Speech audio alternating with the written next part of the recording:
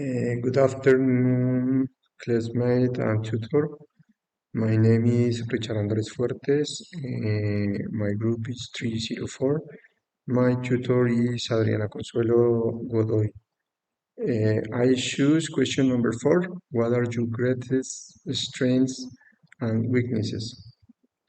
I believe that my strengths for the job is respect for other people and for myself.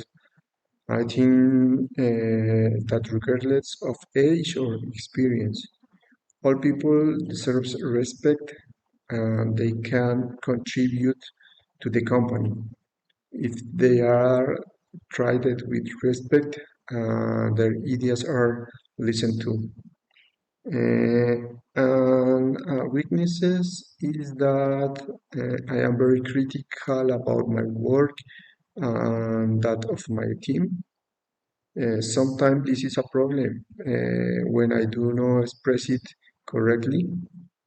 I am working actually on this problem by talking with the staff so that my criticism is constructive and to improve the work environment and production. Thank you.